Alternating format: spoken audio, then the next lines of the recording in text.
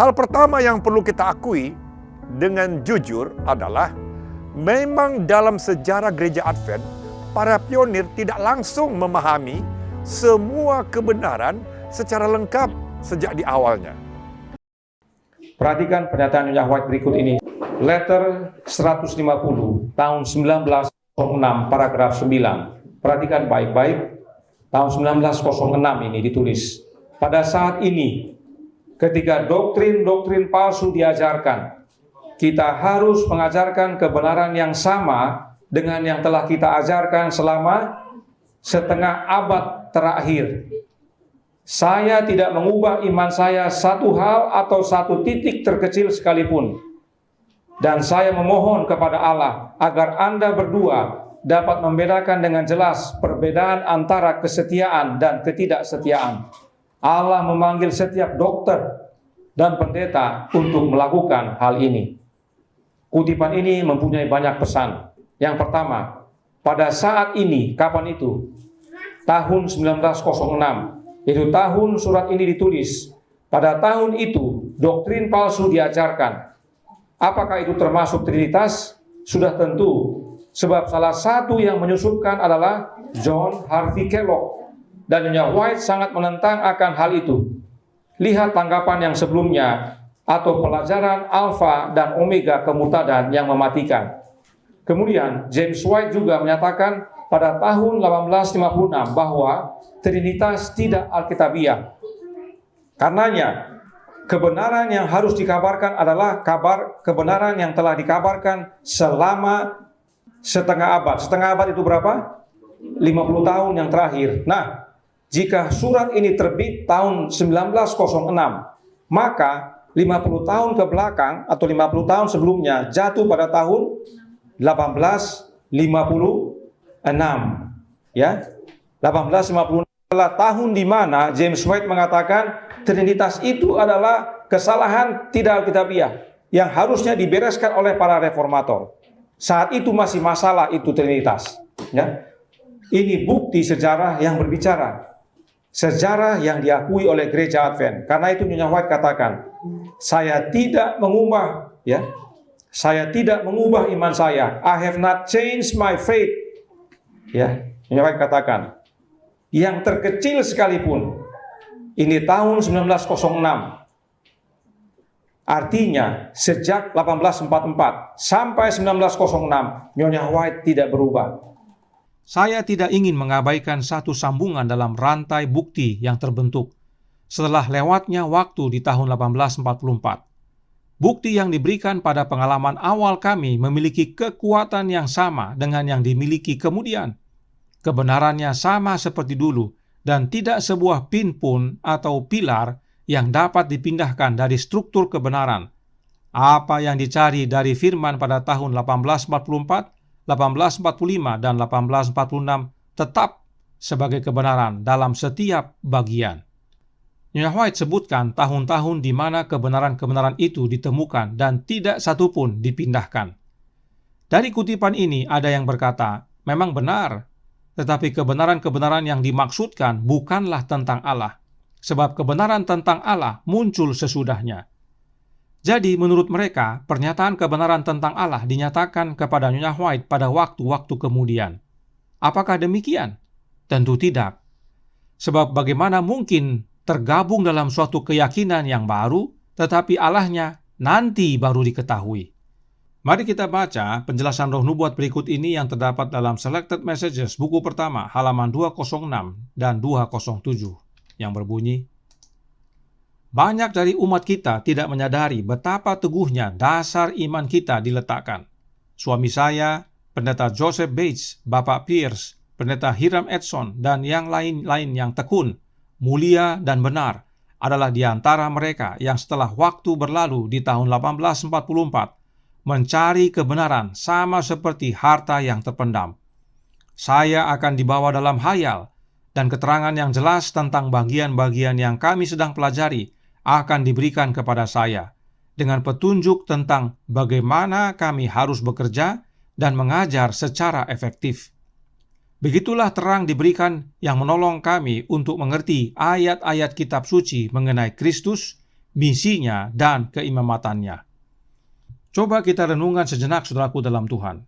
Nyonya White menjelaskan bagaimana mereka mencari kebenaran Alkitab, mencari dasar iman, dan pada saat mereka tidak mengerti, Nyonya White akan dibawa ke dalam penglihatan agar mengerti maksud dari bagian-bagian Alkitab yang sedang dipelajari, dengan instruksi bagaimana mengajarkannya secara efektif. Dan terang yang diberikan tersebut membantu mereka mengerti dalam Alkitab tentang 3 hal: Kristus, misinya, dan keimamatannya.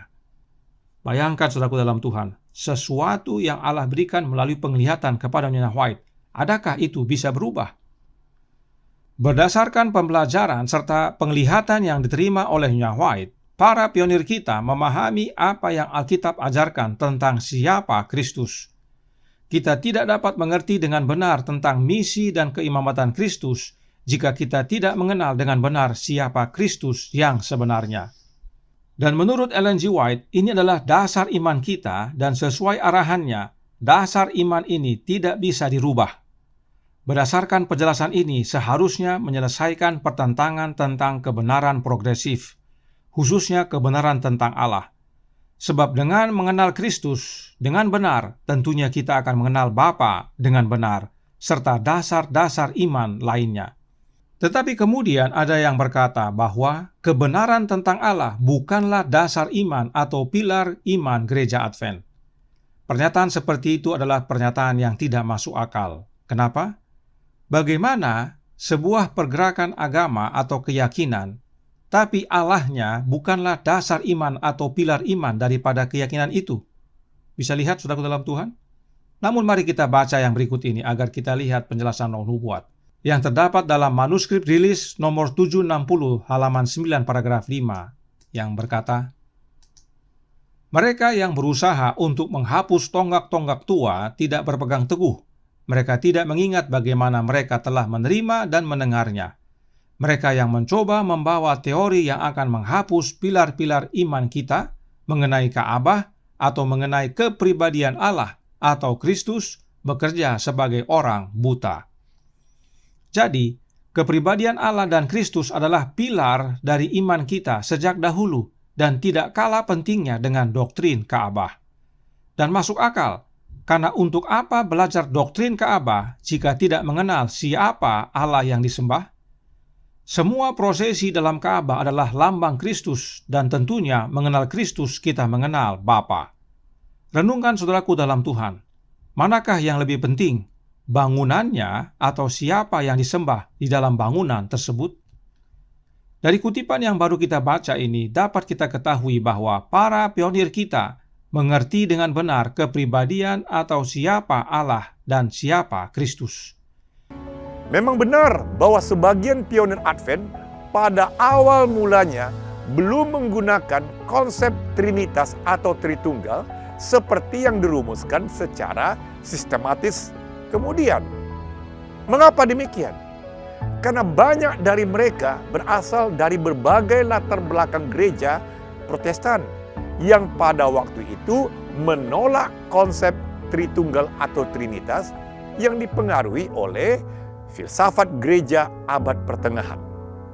Berikut pernyataan dari Joshua Himes, ya. Joshua Himes temannya.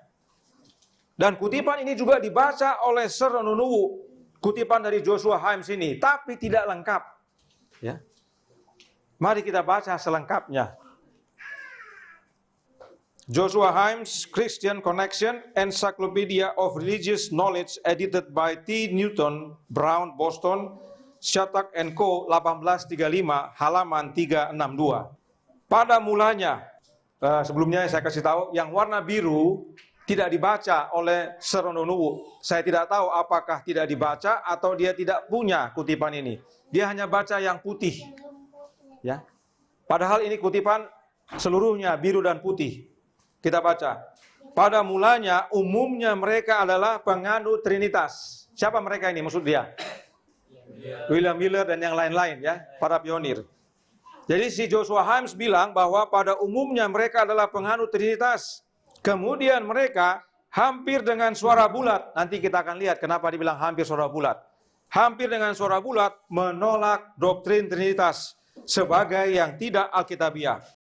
Kami percaya, nah kalau kami, Joshua Harms termasuk ya, kami percaya bahwa ada satu Allah yang hidup dan sejati, Bapa yang Maha Kuasa, yang tidak bermula, mandiri dan abadi, pencipta dan penopang semua dunia, dan bahwa Allah ini adalah satu kecerdasan spiritual, satu pikiran tanpa batas, selalu sama, tidak pernah berbeda-beda.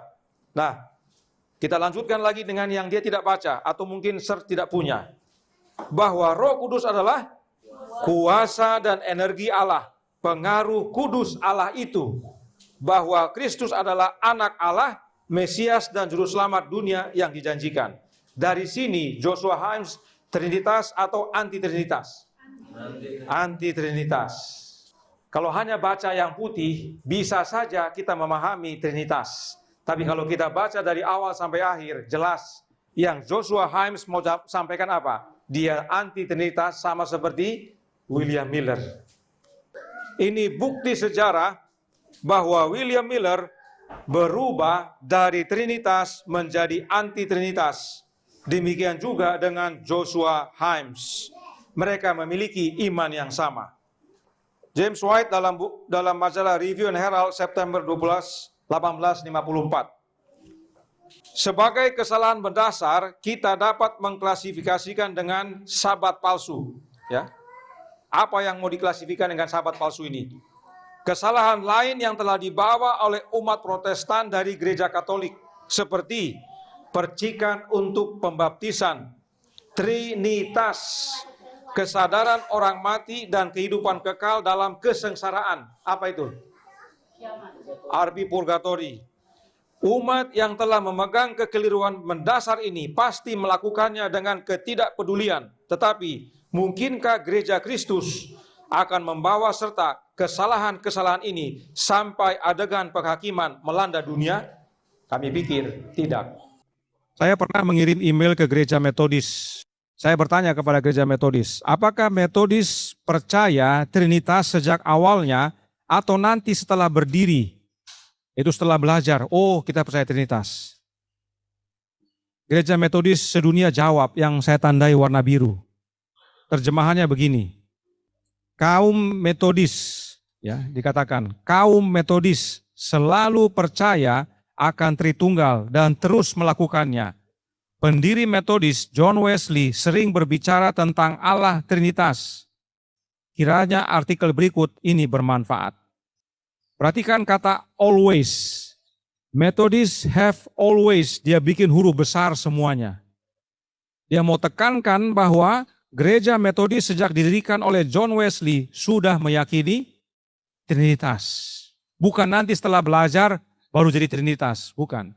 Sejak berdiri sudah Trinitas, karena itulah ajaran pendirinya. Jadi singkatnya, Metodis sejak berdiri adalah gereja Trinitas. Artinya, Nyonya White yang sebelumnya beragama Metodis percaya kepada Trinitas. Oleh karena itu perhatikan garis waktu berikut ini. Inilah perjalanan iman Nyonya White tentang Allah. Waktu dia di Metodis, dia percaya Trinitas. Dan pada waktu dia ikut pergerakan Advent, dia berubah menjadi non-Trinitas, sebagaimana diakui oleh gereja Advent. Bahwa awalnya kita non-Trinitas, dia percaya non-Trinitas. Itu tahun 1846, buku doktrin 1872, tidak ada tentang Trinitas sama sekali. Tapi gereja Advent menuduh bahwa sejak tahun 1898, Nyonya White berubah Trinitas melalui ajarannya dalam buku Kerinduan Segala Zaman. Disitulah nanti ada kata, in Christ, life is original, underived, unborrowed. Ini nih dasarnya ini. Dia mengajarkan Trinitas lagi. Jadi, awalnya Trinitas, lalu tinggalkan Trinitas dan percaya non-Trinitas. Tapi setelah sekian lama, berubah lagi jadi Trinitas. Apakah kita bisa percaya terhadap nabi yang seperti ini? Yang berubah-ubah dia. Apakah ini yang namanya kesaksian Yesus yang adalah roh nubuat? Apakah ini yang namanya progressive revelation? Semua jawabannya tidak, tidak, dan tidak. Namun kelompok anti-Trinitarian sering mengatakan bahwa Yesus hanyalah makhluk ciptaan. Namun jika kita membaca Alkitab ini dengan jujur, saudaraku, kesimpulan itu tidak sesuai dengan kesaksian kitab suci. Alkitab justru menyatakan dengan sangat jelas bahwa Yesus Kristus memiliki nature kealahan. Perhatikan beberapa ayat berikut, saudaraku. Di layar kaca saudara, dalam Yohanes 1 ayat 1 dikatakan, pada mulanya adalah firman. Firman itu bersama-sama dengan Allah, dan firman itu adalah Allah. Ayat ini menunjukkan dua kebenaran sekaligus. Firman itu bersama-sama dengan Allah, dan firman itulah adalah Allah. Firman itu kemudian menjadi manusia, yaitu Yesus Kristus. Pada mulanya adalah firman, firman itu bersama-sama dengan Allah, dan firman itu adalah Allah. Ada berapa oknum di sini? Ada berapa oknum? 2. Setuju kita 2? Apa buktinya 2? Ya, dikatakan firman itu bersama-sama dengan Allah. Ya. Ada 2, yaitu firman dan Allah. Ya.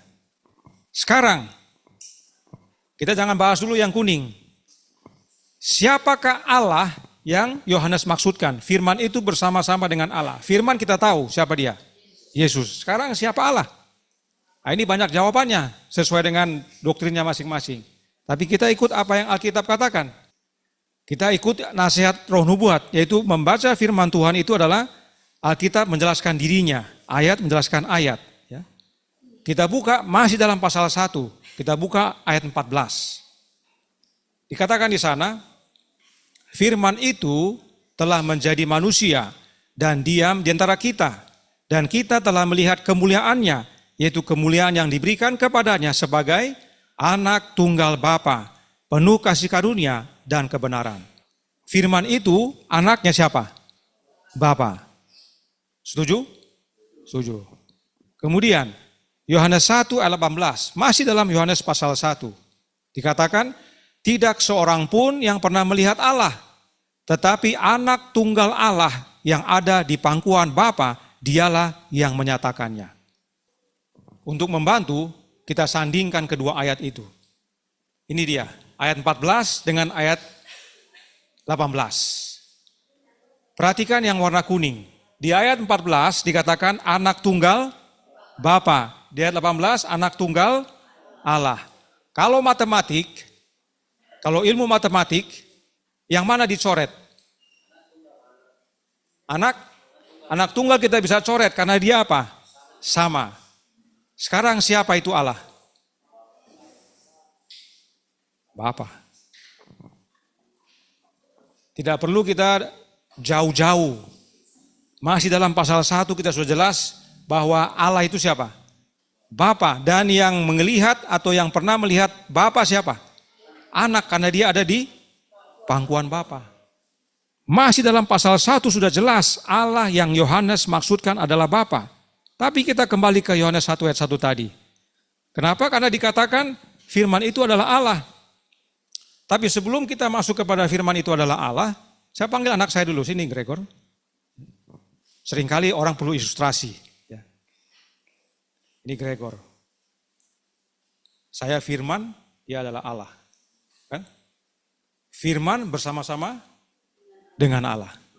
Kita tadi sepakat ada 2 oknum, firman dan Allah. Sekarang dikatakan firman itu adalah Allah. Apakah saya ini Gregor? Bukan. Setuju apa tidak? Setuju ya? Firman itu bersama-sama dengan Allah. Wilmore bersama-sama Gregor. Firman itu adalah Allah. Wilmore itu adalah Gregor. Setuju? Tidak. Terima kasih, Nak. Lalu Allah ini apa maksudnya? Karenanya penting sekali kita pahami makna kata Allah yang dimaksudkan dalam ayat ini. Ada 2 kata Allah, tapi kalau kita pahami dengan benar, itu tidak sama. Di mana yang tidak sama? Yang satu menyatakan jabatan atau posisi, yang satu menyatakan alamiah. Sebelum air samudera raya ada, aku telah lahir.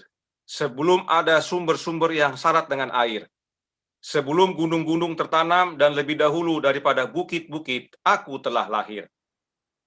Dalam versi King James disebutkan brought forth. Brought itu adalah kata masa lampau dari kata bring. Ya. Jadi kalau brought forth itu artinya dibawa keluar. Dalam bahasa Indonesia disebutkan lahir, dan memang lahir adalah suatu peristiwa keluar dari atau dibawa keluar. Ini yang ada dalam pikiran Yohanes saat menuliskan Injil, dan kita akan lihat hubungannya nanti. Nah, banyak umat Allah yang masih bergumul dengan ayat 22, yang menyebutkan, Tuhan telah menciptakan aku sebagai permulaan pekerjaannya, sebagai perbuatannya yang pertama-tama dahulu kala. Karena ada kata menciptakan, maka ada banyak yang percaya bahwa anak Allah itu diciptakan. Ini tidak alkitabiah. Kenapa? Pertama, ayat 24 dan 25 jelaskan bahwa anak Allah dilahirkan atau dibawa keluar. Diciptakan dan dilahirkan sangat berbeda arti. Kedua, kata menciptakan atau possess dalam bahasa Inggris diterjemahkan dari kata Ibrani yang sama dengan kata mendapatkan dalam ayat berikut ini. Kita buka Kejadian 4 ayat 1. Kemudian manusia itu bersetubuh dengan Hawa, istrinya, dan mengandunglah perempuan itu, lalu melahirkan Kain. Maka kata perempuan itu, aku telah mendapat seorang anak laki-laki dengan pertolongan Tuhan. Hawa berkata, aku telah mendapat seorang anak. Bagaimana Hawa mendapatkan anak? Melalui suatu proses.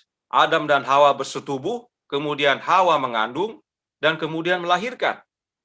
Jadi anak yang Hawa peroleh atau dapatkan bukan karena diciptakan. Jadi Hawa mendapatkan Kain melalui proses melahirkan dan bukan penciptaan.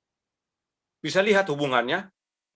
Hikmat berkata dalam ayat 22, Tuhan mendapatkan aku atau memperoleh aku sebelum permulaan pekerjaannya. Bagaimana prosesnya Tuhan mendapatkan hikmat? Melalui kelahiran, sebagaimana ayat 24 dan 25 nyatakan. Nah, jika kembali ke Yohanes 1 ayat 1, pada mulanya yang mana yang dimaksudkan? Permulaan sebagaimana dinyatakan dalam Amsal 8 ayat 22 tadi, yaitu permulaan pekerjaannya. Dari sini semakin jelas, pada mulanya yang dimaksudkan oleh Yohanes adalah pada mula sebelum semuanya diciptakan. Baca juga Kolose 1 ayat 15 sampai 17. Jadi, sebelum semuanya diciptakan, Allah Bapa memperoleh atau mendapatkan anak. Inilah pada mulanya yang Yohanes maksudkan sebab semuanya belum diciptakan dan karenanya Yohanes tulis, firman itu bersama-sama dengan Allah. Sebab tidak ada yang lain, hanya Bapa dan anaknya. Jadi, Amsal 8 ayat 22 dan 24 serta 25 dapat menolong kita memahami Yohanes 1 ayat 1, di mana pada mulanya Allah mendapatkan firman sebagai permulaan dari pekerjaannya, dan firman diperoleh Allah melalui kelahiran. Inilah sebabnya Yohanes berkata, firman itu adalah Allah, sebab alamiah firman dan Bapa adalah sama. Sebab firman lahir dari Allah. Jadi Kristus adalah ilahi karena kelahiran. Dikatakan, tidak seorang pun yang pernah melihat Allah, tetapi anak tunggal Allah yang ada di pangkuan Bapa, dialah yang menyatakannya. Nah, tentang ayat ini, sang pendeta menjelaskan yang berikut ini. Yohanes 1 ayat 18, tidak ada seorang pun yang pernah melihat Allah, anak tunggal yang ada di pangkuan Bapa, dialah yang menyatakan dia. This uses another important Greek word. Ini juga menggunakan satu kata Greka yang penting. The only one from the Father. Satu-satunya dari Allah. The word in Greek is para. Kata Grekanya adalah para. It means from the side, from beside someone. Itu berarti dari sisi seseorang. Like they're standing one beside the other. Itu seperti ada dua orang berdiri bersama-sama. And God sends Jesus from his side to us. Bapa mengutus Yesus dari sampingnya kepada manusia as his representative, sebagai perwakilannya. the mediator between God and his creation. Sebagai mediator antara Allah dengan ciptaannya. The same preposition para is used later of Jesus coming from the Father and of the Holy Spirit being sent by Jesus from the Father. Kata preposisi para itu juga digunakan kemudian ketika Yesus datang dari Bapa, Yohanes 16, 27, 28. The Spirit is also sent from the side of the Father Roh Kudus juga dikirim dari samping Bapa in Jesus' name. di dalam nama Yesus. Had John wanted to suggest some kind of begettal of the Son by the Father or begettal of the Spirit, he would have used a different Greek word. Kalau seandainya Yohanes ingin menyatakan bahwa Yesus itu diperanakan oleh Bapa atau Roh Kudus itu diperanakan atau dilahirkan dari Bapa, maka dia akan gunakan kata Greka yang lain. Not para, Bukan para, but ek, tetapi ek, which means out of. yang berarti keluar dari. And this is how John describes the new birth. Dan inilah bagaimana Yohanes menjelaskan tentang lahir kembali itu. That one is born of water and of the Spirit. Ketika seseorang itu dilahirkan dari, keluar dari air. When talking about birth, he uses a different preposition. Untuk bicara tentang kelahiran, maka Yohanes akan menggunakan preposisi yang berbeda. Mari kita pelajari, karena seringkali umat dikelabui dengan bahasa-bahasa asing Yunani. Para dan ek tadi ya, ingat tadi ada kata para yang mana dari samping dengan ek yang artinya keluar dari. Dan dia akui kalau memang Yohanes mau menjelaskan Yesus lahir dari Bapa, bukan kata para, tapi kata apa? Ek. Karena ek artinya keluar dari. Kalau para dari samping. Nah di sini dalam bahasa Inggris dikatakan which is in the bosom of the Father. Nah, menurut beliau kata of ini dalam bahasa aslinya from. Jadi sang pendeta mau jelaskan kepada para pendeta yang hadir saat itu, ingat saat itu dia lagi mengajar para pendeta seluruh di wilayah barat. Dia mau jelaskan kepada para peserta yang hadir bahwa Yesus itu bukan lahir dari Bapa, tetapi ada di samping Bapa, karenanya Yesus diutus Bapa dari samping Bapa. Karenanya menurut sang pendeta, Yohanes 1 ayat 14 dan 18 tidak menyatakan bahwa Yesus lahir atau begotten dari Bapa. Tetapi sudah ada bersama Bapa dan berada di samping Bapa. Dan katanya, jika Yohanes hendak menyatakan bahwa Yesus keluar dari Bapa, maka bukan menggunakan kata para, tetapi kata ek, yang juga bermakna from, tapi keluar dari. Nah, apakah Yohanes ada gunakan kata ek tersebut itu untuk Yesus? Mari kita baca. Karena tidak semua diungkapkan. Sebab tujuan mereka hanya untuk mengarahkan umat kepada satu maksud dari mereka. Agenda mereka tujuannya satu. Untuk meyakinkan umat bahwa Trinitas Alkitab biah. Padahal kalau kita buka semuanya, tidak. Kita buka Yohanes 8 ayat 42. Kata Yesus kepada mereka, jikalau Allah adalah Bapamu, kamu akan mengasihi aku. Ini Yesus yang bicara. Sebab aku keluar dan datang atau ek dari Allah. Dan aku datang bukan atas kehendakku sendiri, melainkan dialah yang mengutus aku. Ini perkataan Yesus yang Yohanes catat dan Yesus berkata, aku keluar dari atau ek dari Allah. Yesus tidak berkata, aku dari samping atau para dari Bapa. Sedihnya sang pendeta tidak jelaskan ayat ini. Sebab ayat ini jelas-jelas menggunakan kata ek yang dia sebut tadi. Kata ek di sini berarti keluar dari. Dan Yesus katakan, saya keluar dari dan datang dari Allah. Saya keluar dari Allah dulu baru diutus. Makanya saya datang dari Allah. Dalam bahasa Inggris katakan, I proceeded forth. Keluar dari. And came from. Datang dari. Jadi Yesus sendiri akui bahwa dirinya keluar dari Bapanya, yaitu lahir atau diperanakkan Bapa. Mohon maaf saudaraku dalam Tuhan, bagi yang masih bergumul dengan Trinitas, kita bukan mau mempermalukan atau membuka yang menjelekkan, bukan. Tapi ini berhubungan dengan kehidupan kekal. Itu sebabnya kami harus nyatakan, mungkin ada yang sakit rasanya, tapi itu demi keselamatan. Jadi, Yohanes 3:16, saat Yohanes tuliskan anak tunggal Allah, itu adalah anak yang keluar dari Bapa. Karena dikatakan begotten, monogenes. Ya. Kita sudah pelajari monogenes untuk anak yang sesungguhnya. Dan Yesus akui dia keluar dari. Dan murid-murid percaya bahwa Yesus keluar dari Bapa. Sebagaimana kesaksian Yesus, dan itulah dasarnya Bapa mengasihi para murid. Sebab para murid percaya Yesus keluar dari Bapa. Dan percaya kepada anak yang keluar dari Bapa inilah hidup yang kekal. Dan dalam bukunya Ibrani 1 ayat 8 dikatakan, tetapi tentang anak, ia berkata, tahta-Mu ya Allah, tetap untuk seterusnya dan selamanya. Dalam ayat ini jelas sekali bahwa Bapa sendiri menyebut anak sebagai Allah, yaitu Yesus Kristus. Tetapi tentang anak, ia berkata, tahta-Mu ya Allah, tetap untuk seterusnya dan selamanya, dan tongkat kerajaan-Mu adalah tongkat kebenaran. Engkau mencintai keadilan dan membenci kefasikan. Sebab itu, Allah, Allah-Mu, telah mengurapi engkau dengan minyak sebagai tanda kesukaan, melebihi teman-teman sekutumu. Saudara-saudara kita, kaum Trinitas, sering hanya menggunakan ayat 8 sebagai bukti ajaran Trinitas mereka. Sebab Allah Bapa berkata tentang anaknya, tahta-Mu ya Allah. Apakah Yesus Allah?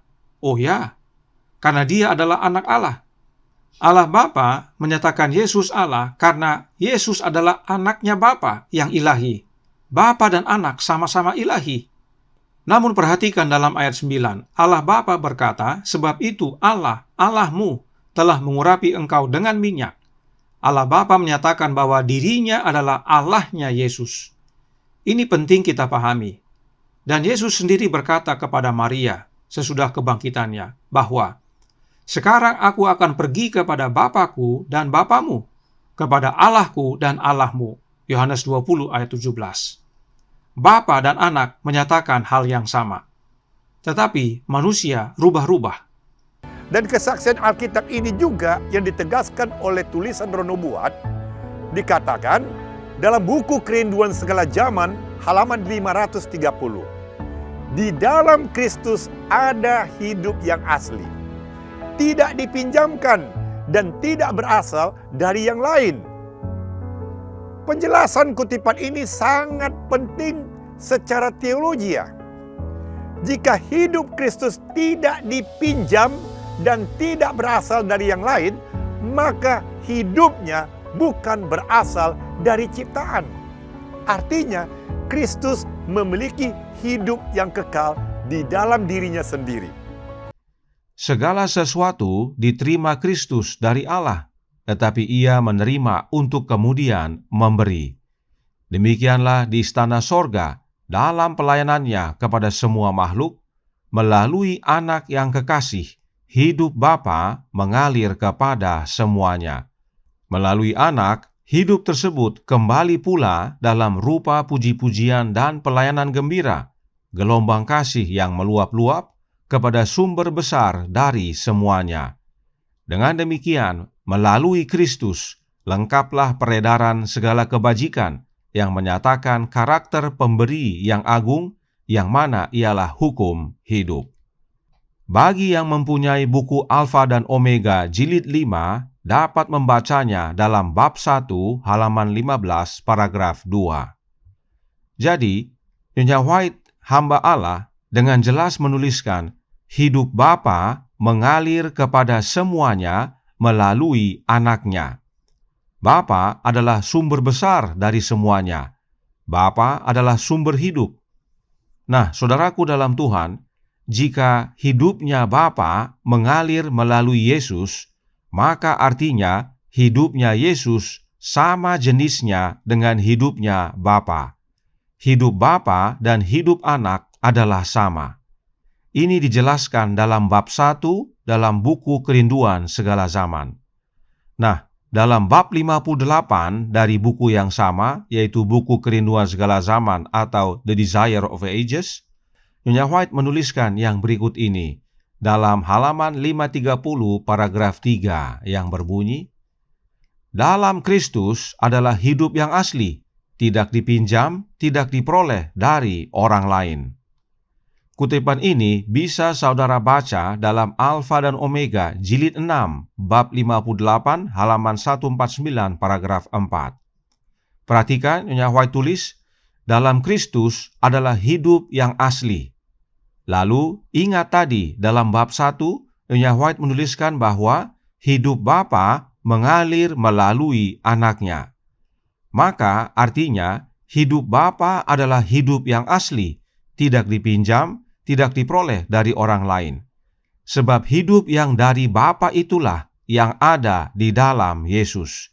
Hidupnya Bapa dan hidupnya anak adalah sama, yaitu hidup yang asli, tidak dipinjam, tidak diperoleh dari orang lain. Untuk membantu, berikut bagannya. Dalam bab 1 dikatakan bahwa hidup Bapa mengalir melalui anaknya kepada semuanya.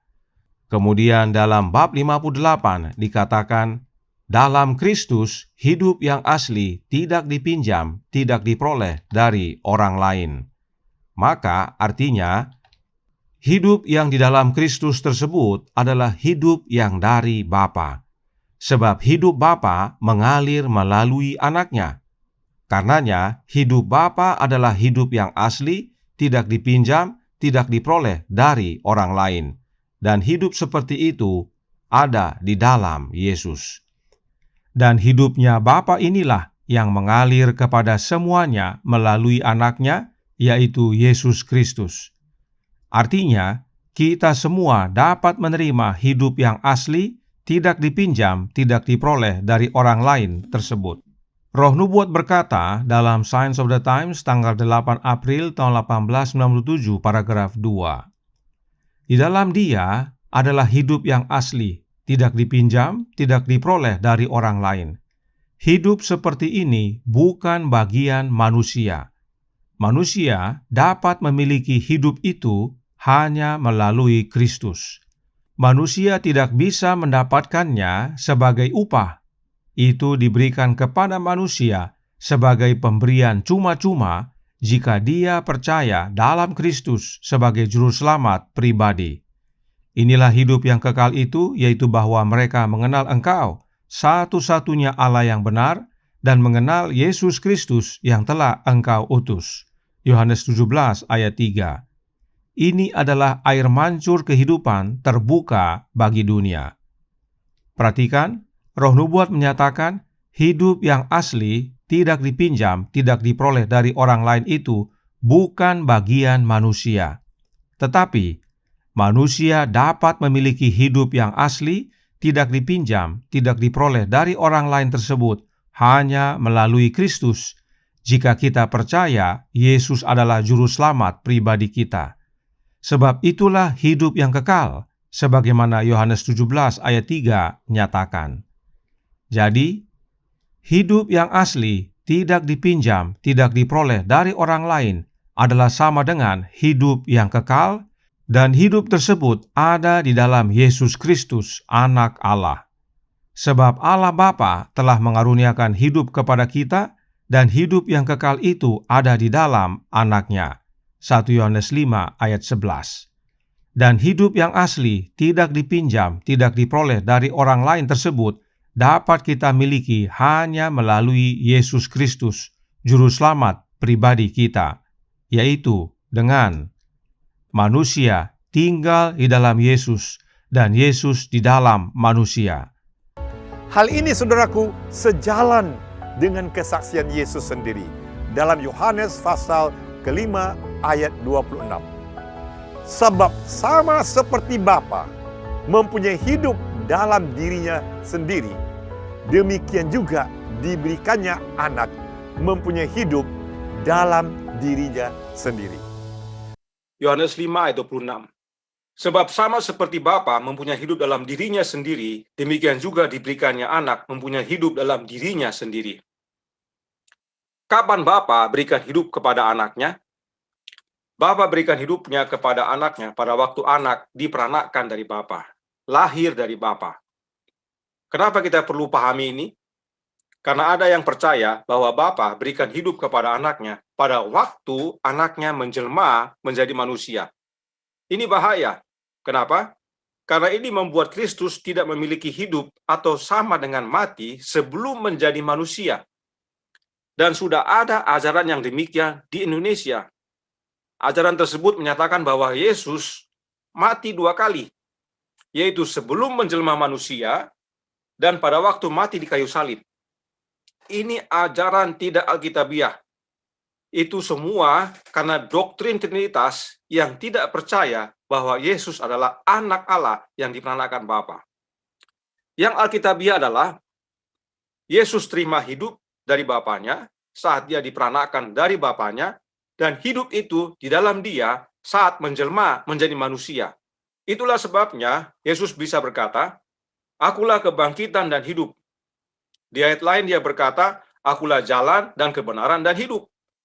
Hidup yang Yesus miliki adalah hidup yang sama dengan yang dimiliki Bapanya, yaitu hidup yang ada dengan sendirinya. Itu sebabnya Yesus layak menjadi juru selamat kita. Doktrin Trinitas ajarkan bahwa ada 3 pribadi kealahan yang muncul sama-sama dan sama-sama kekal, dan mereka setara. Artinya, mereka muncul dan sudah memiliki hidup dalam dirinya.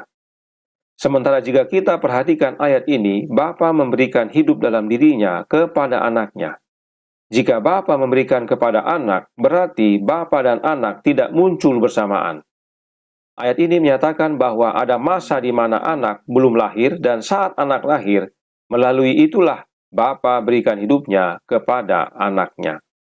Sesungguhnya saudaraku, Roh Kudus juga adalah oknum pribadi ketiga kealahan. Ada banyak orang mengatakan Roh Kudus hanyalah kuasa atau pengaruh dari Allah. Namun jika kita membaca Alkitab ini dengan sungguh-sungguh saudaraku, kita akan menemukan bahwa Roh Kudus bukan sekedar kuasa. Alkitab menunjukkan bahwa Roh Kudus adalah pribadi kealahan yang hidup, bekerja dalam rencana keselamatan. Mari kita perhatikan kesaksian Alkitab sendiri dari buku Kisah Para Rasul pasal 5 ayat 3-4. Tetapi Petrus berkata, "Ananias, mengapa iblis memenuhi hatimu sehingga engkau mendustai Roh Kudus dan menahan sebagian dari hasil penjualan tanah itu? Engkau bukan mendustai manusia, tetapi mendustai Allah." Dalam ayat ini jelas sekali kita melihat sesuatu yang sangat terang benderang. Mendustai Roh Kudus sama dengan mendustai Allah. Dan ini menunjukkan bahwa Roh Kudus memiliki kealahan.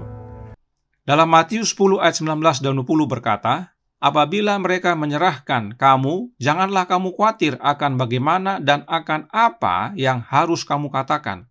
Karena semuanya itu akan dikaruniakan kepadamu pada saat itu juga. Karena bukan kamu yang berkata-kata, melainkan Roh Bapamu, Dia yang akan berkata-kata di dalam kamu." Kemudian, Markus 13 ayat 11. "Dan jika kamu digiring dan diserahkan, janganlah kamu khawatir akan apa yang harus kamu katakan, tetapi katakanlah apa yang dikaruniakan kepadamu pada saat itu juga. Sebab bukan kamu yang berkata-kata, melainkan Roh Kudus." Selanjutnya, Lukas 12 ayat 11. "Apabila orang menghadapkan kamu kepada majelis-majelis atau kepada pemerintah-pemerintah dan penguasa-penguasa, janganlah kamu khawatir bagaimana dan apa yang harus kamu katakan untuk membela dirimu.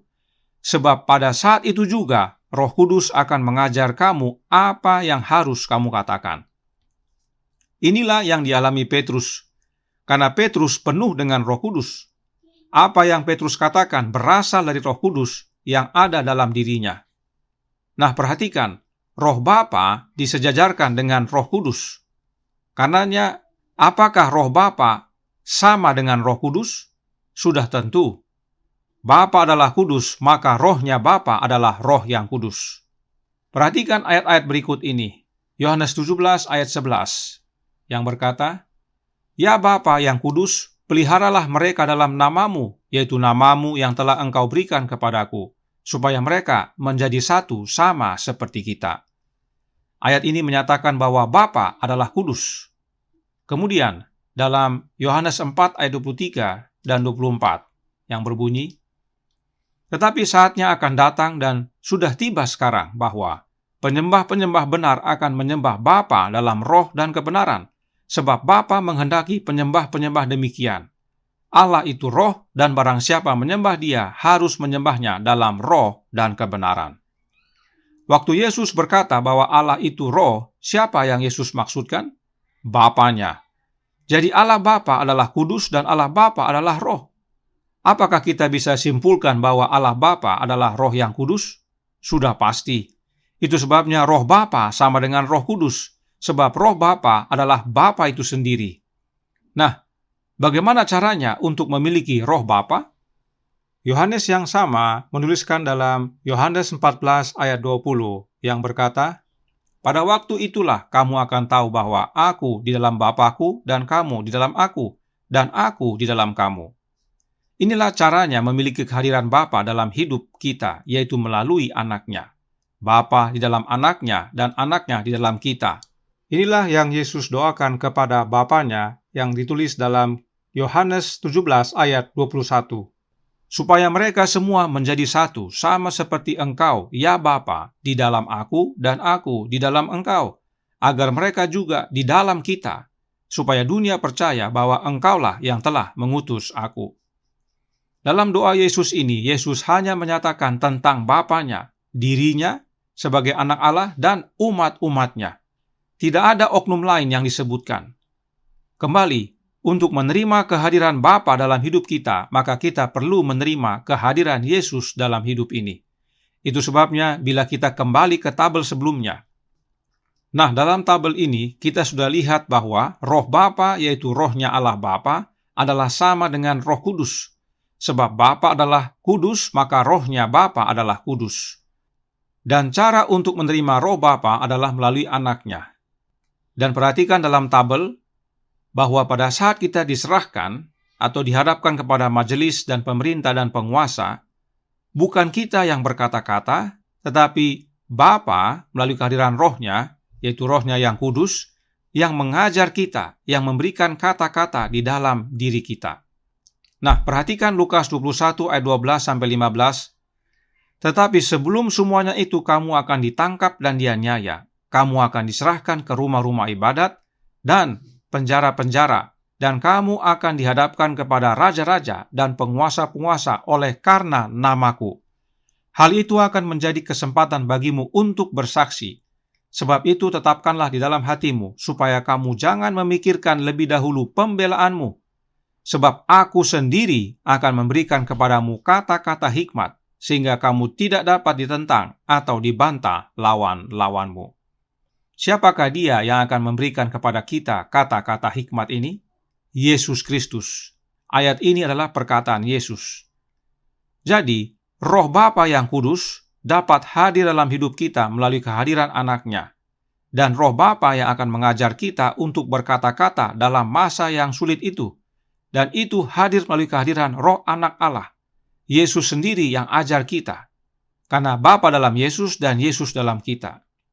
Paulus menuliskan dalam Galatia 4 ayat 6 yang berbunyi, "Dan karena kamu adalah anak, maka Allah telah menyuruh roh anaknya ke dalam hati kita yang berseru, ya Aba, ya Bapa." Inilah yang Petrus alami. Petrus dan Yohanes dihadapkan kepada sidang, dan dalam sidang itu Petrus tidak perlu merancang-rancang kalimat tanggapannya. Petrus penuh dengan Roh Kudus, maka Roh Kudus yang di dalam Petrus yang memberikan kata-kata hikmat kepadanya untuk memberikan tanggapan kepada sidang. Lalu apakah Roh Kudus yang dijelaskan Yesus dalam Matius, Markus, dan Lukas tadi sama dengan Roh Kudus yang dalam buku Kisah? Tentunya harus sama.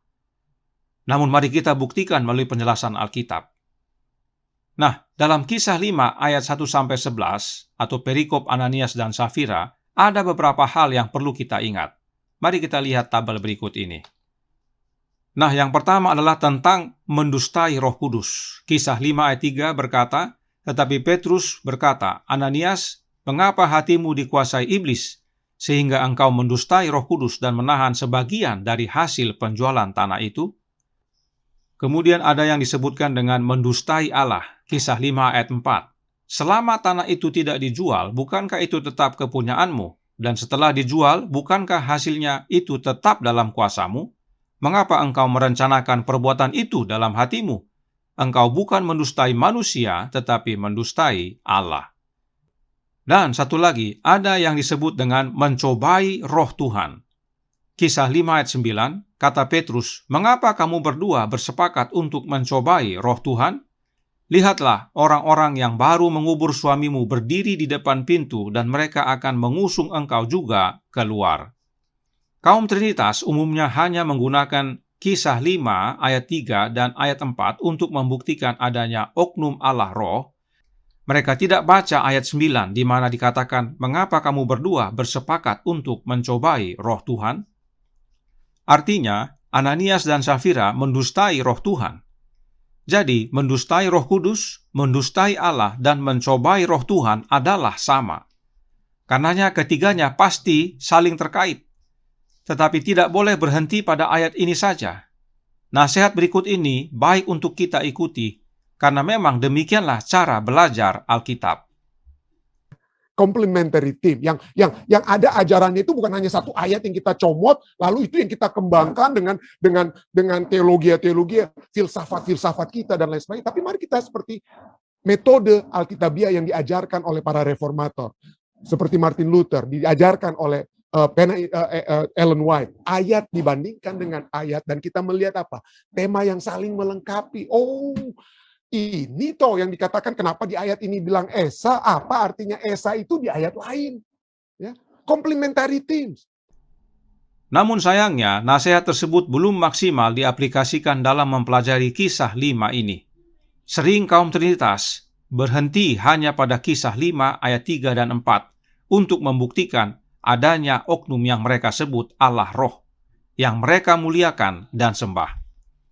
Karenanya, mari kita aplikasikan nasihat tersebut. Kita buka Kisah pasal 2 ayat 17 yang berkata, "Akan terjadi pada hari-hari terakhir, demikianlah firman Allah, bahwa aku akan mencurahkan rohku ke atas semua manusia. Maka anak-anakmu, laki-laki dan perempuan akan bernubuat, dan teruna-terunamu akan mendapat penglihatan-penglihatan, dan orang-orangmu yang tua akan mendapat mimpi." Ini adalah bagian dari khotbah Petrus kepada orang-orang Yahudi dan yang tinggal di Yerusalem. Karena dia dan murid-murid yang lain yang telah menerima kecurahan Roh Kudus dianggap mabuk. Petrus jelaskan mereka bukan mabuk, tetapi menerima kegenapan nubuatan Allah di mana Allah berkata, "Rohku akan dicurahkan ke atas semua manusia." Nah, siapakah Allah yang dimaksudkan oleh Petrus? Kita buka buku Kisah pasal 3 ayat 13 yang berbunyi, "Allah Abraham, Ishak dan Yakub, Allah nenek moyang kita telah memuliakan hamba-Nya yaitu Yesus, yang kamu serahkan dan tolak di depan Pilatus, walaupun Pilatus berpendapat bahwa ia harus dilepaskan." Kembali ini adalah perkataan Petrus yang sama, dan Petrus sebut bahwa Allah nenek moyang mereka, yaitu Allah Abraham, Ishak dan Yakub, mempunyai anak. Terjemahan bahasa Indonesia menyebutkan hamba-Nya, tetapi terjemahan King James menyatakan anaknya. Jadi, Allah yang Petrus maksudkan mempunyai anak dan namanya Yesus. Karenanya, Allah yang berfirman akan mencurahkan rohnya ke atas manusia adalah Allah Bapa. Ingat, roh Allah Bapa adalah roh yang kudus. Artinya, Allah Bapa mencurahkan rohnya yang kudus ke atas manusia. Sudah mulai terlihat bahwa Roh Kudus yang dimaksud bukanlah oknum yang lain, tetapi rohnya Bapa itu sendiri. Sebab nubuatan Nabi Yoel yang Petrus kutip berkata, "Rohku," artinya rohnya Allah Bapa itu. Rohnya Bapa yang kudus inilah yang dicurahkan pada hari Pentakosta. Inilah yang Petrus khotbahkan. Namun, bagaimana caranya kita dapat menerima roh Bapa ini? Mari kita kembali ke khotbah Petrus dalam Kisah pasal 2. Kita baca ayat 21 dan 22 yang berkata, "Dan barang siapa yang berseru kepada nama Tuhan akan diselamatkan. Hai orang-orang Israel, dengarlah perkataan ini. Yang aku maksudkan ialah Yesus dari Nazaret, seorang yang telah ditentukan Allah dan yang dinyatakan kepadamu dengan kekuatan-kekuatan dan mujizat-mujizat dan tanda-tanda yang dilakukan oleh Allah dengan perantaraan Dia di tengah-tengah kamu seperti yang kamu tahu. Petrus berkata, siapa yang berseru kepada nama Tuhan akan diselamatkan. Siapakah Tuhan yang Petrus maksudkan? Yesus dari Nazaret. Kenapa Yesus disebut Tuhan? Masih dalam khotbahnya, Petrus menyatakan dalam Kisah 2 ayat 36. Jadi seluruh kaum Israel harus tahu dengan pasti bahwa Allah telah membuat Yesus yang kamu salibkan itu menjadi Tuhan dan Kristus. Siapa Allah yang Petrus maksudkan? Allah yang Petrus maksudkan adalah Allah Bapa. Maka sesuai ayat ini, Allah Bapa lah yang menjadikan Yesus Tuhan dan Kristus atau Mesias. Sebab Kristus dan Mesias sama. Jadi Yesus disebut Tuhan bukan atas kehendak manusia, tetapi Allah Bapa yang membuat Yesus menjadi Tuhan. Nah, sebelum kita lanjutkan, coba perhatikan cuplikan berikut ini. Jadi dengan kalian, itu menunjukkan apa? Dia mengakui tidak ada Allah lain. Hanya ada satu Allah yang esa. Namun bagi kita hanya ada satu Allah saja, itu Bapa. Nah, banyak orang katakan, wah ini pendeta, inilah satu bukti. Ini hanya Allah itu cuma Bapa. Allah itu Bapa. Yesus itu tidak dikatakan sebagai Theos. Ho, Theos. Tidak ada definite artikelnya di situ. Yesus tidak disebutkan sebagai Ho, Theos. Jadi Yesus cuma Lord, Lord, seperti Lord. Jadi ada yang mengecilkan Yesus dengan ayat ini. Sang pendeta menyatakan bahwa orang mengecilkan Yesus dengan menggunakan 1 Korintus 8 ayat 6. Sebab di situ Yesus disebut Tuhan. Padahal Yesus disebut Tuhan adalah karena Bapanya yang buat. Yesus disebut Tuhan bukan karena perkataan Petrus atau Paulus, tetapi Allah Bapa yang menyatakannya.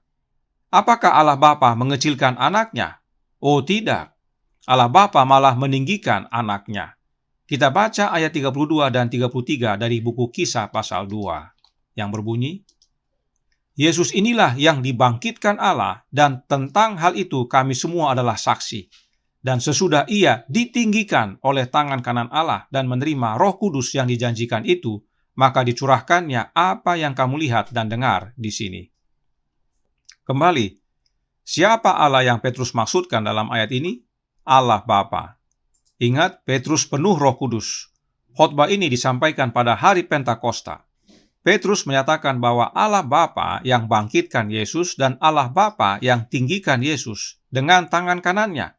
Lalu Yesus menerima Roh Kudus yang dijanjikan Bapanya dan kemudian mencurahkannya kepada umat-umatnya.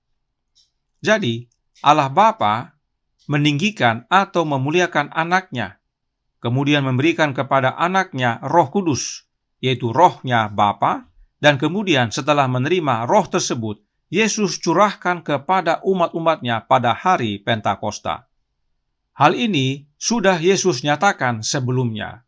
Yohanes 7 ayat 38 dan 39 berkata, Barang siapa percaya kepadaku, seperti yang dikatakan oleh kitab suci, dari dalam hatinya akan mengalir aliran-aliran air hidup. Yang dimaksudkannya ialah roh yang akan diterima oleh mereka yang percaya kepadanya, sebab roh itu belum datang karena Yesus belum dimuliakan.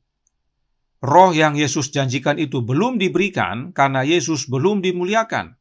Itu sebabnya Yesus berkata dalam Yohanes 16 ayat 7, Namun benar yang kukatakan ini kepadamu adalah lebih berguna bagi kamu jika aku pergi. Sebab jikalau aku tidak pergi, penghibur itu tidak akan datang kepadamu. Tetapi jikalau aku pergi, aku akan mengutus dia kepadamu. Perhatikan saudaraku dalam Tuhan. Dengan jelas Yesus berkata, jika dia tidak pergi, maka penghibur itu, yaitu Roh Kudus itu, tidak akan datang. Kenapa? Karena kalau Yesus pergi, dia dimuliakan, maka roh itu akan dicurahkan. Ini pentingnya kita melihat hubungan kedua ayat ini. Yesus harus pergi supaya dia dimuliakan, dan saat Yesus dimuliakan, Yesus menerima roh yang dari Bapanya, dan roh tersebut melalui Yesus dicurahkan kepada umat-umatnya. Itulah roh yang kudus itu. Inilah yang Yesus sebutkan dalam Yohanes 14 ayat 20 yang tadi kita sudah baca. Mari kita lihat kembali. Pada waktu itulah kamu akan tahu bahwa aku di dalam Bapa-Ku dan kamu di dalam aku dan aku di dalam kamu. Dalam versi King James lebih jelas dikatakan at that day atau pada hari itu. Hari apa itu? Hari Pentakosta. Pada hari Pentakosta, anak di dalam Bapanya melalui menerima roh Bapa yang kudus, lalu anak Allah di dalam umat-umatnya melalui kehadiran roh anak Allah yang kudus. Nah, di mana Yesus dimuliakan oleh Bapa? Di sorga. Yesus bangkit, lalu setelah 40 hari bersama murid-muridnya, Yesus kembali ke sorga. Kemudian terjadilah prosesi berikut ini di sorga. Ibrani 1 ayat 8 dan 9 yang berbunyi, tetapi tentang anak ia berkata, tahtamu ya Allah tetap untuk seterusnya dan selamanya, dan tongkat kerajaanmu adalah tongkat kebenaran. Engkau mencintai keadilan dan membenci kefasikan. Sebab itu Allah, Allahmu, telah mengurapi engkau dengan minyak sebagai tanda kesukaan melebihi teman-teman sekutumu. Di sini Allah Bapa yang berbicara kepada anaknya. Kenapa Bapa menyatakan anaknya Allah? Karena memang Yesus adalah anak Allah. Satu dalam alamiah, yaitu alamiah Allah, alamiah ilahi. Namun perhatikan dalam ayat 9. Bapa berkata, sebab itu Allah, Allahmu. Allah Bapa menyatakan kepada anaknya bahwa dirinya adalah Allahnya sang anak. Jadi meski anak Allah alamiahnya sama ilahi dengan Bapanya, tetapi satu-satunya Allah yang benar adalah Bapanya, yaitu Allah Bapa. Nah, Allah Bapa mengurapi anaknya dengan minyak sebagai tanda kesukaan. Minyak dalam Alkitab adalah lambang Roh Kudus. Inilah proses pemulihan Yesus pada waktu Yesus kembali ke sorga. Yesus diurapi dengan Roh Kudus. Nah, apa buktinya bahwa ini terjadi setelah Yesus kembali ke sorga? Karena Bapa berkata, engkau mencintai keadilan dan membenci kefasikan. Ini adalah kehidupan Yesus sebagai manusia. Sebagai manusia, Yesus membenci kefasikan dan mencintai keadilan. Karena itu, Yesus dimuliakan. Membenci kefasikan dan mencintai keadilan adalah alamiahnya Allah. Tapi itu bukan alamiahnya manusia. Namun Yesus menang. Hidupnya sebagai manusia mencintai keadilan dan membenci kefasikan. Nah, hidup Yesus yang menang inilah yang Yesus mau berikan kepada umatnya, sebagaimana yang dia janjikan dalam Yohanes 7 ayat 38 dan 39 tadi. Tetapi, karena Yesus adalah manusia seutuhnya, Yesus tidak bisa mencurahkan hidupnya yang menang itu kepada kita. Ingat, hidup sama dengan roh, Yohanes 6 ayat 63. Agar Yesus dapat mencurahkan rohnya, yang adalah hidupnya yang menang itu, Yesus perlu menerima kuasa terlebih dahulu. Itulah yang terjadi saat Bapanya mengurapi Yesus dengan minyak. Bapa memberikan rohnya, yang adalah kuasanya, kepada anaknya, agar oleh kuasa Bapanya itu, Yesus dapat mencurahkan rohnya, yaitu hidupnya yang menang, kepada umat-umatnya. Itulah yang terjadi pada hari Pentakosta. Loh, tadi katanya roh Bapa yang dicurahkan kepada kita sebagaimana nubuat Yoel. Namun kenapa roh anak Allah yang curahkan kepada kita? Nubuat Nabi Yoel adalah benar. Roh Bapa yang dicurahkan. Namun perlu kita ketahui dan ingat, hidup Yesus yang menang saat hidup di dunia ini karena roh Bapa diam di dalam Yesus, yang Bapa berikan tanpa batas. Baca Yohanes 3 ayat 34. Dan melalui Yesus, roh yang sama dapat menjadi bagian kita. Itu sebabnya yang dicurahkan adalah rohnya Yesus. Sebab dengan menerima rohnya Yesus, kita menerima roh Bapanya. Itu sebabnya Paulus katakan hanya ada satu roh, yaitu roh Bapa yang diberikan kepada anak Allah, lalu roh anak Allah yang diberikan kepada kita. Sebab hanya ada satu jalan kepada Bapa, yaitu anaknya Yesus Kristus. Yohanes 14 ayat 6. Sekarang mari kita kembali ke tabel kita. Berdasarkan cara belajar Alkitab yang dinasehatkan oleh sang pendeta tadi, adakah ayat-ayat ini membuktikan adanya oknum Allah Roh Kudus? Sama sekali tidak membuktikan. Sesuai cara belajar Alkitab yang benar, Roh Kudus yang dimaksudkan adalah rohnya Allah itu sendiri. Nah, siapakah Allah yang dimaksudkan? Allah Bapa.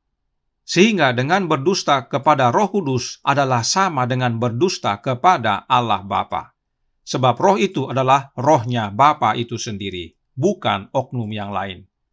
Nah, roh Bapa tersebut telah diberikan kepada anaknya dan kemudian dicurahkan kepada umat-umatnya pada hari Pentakosta.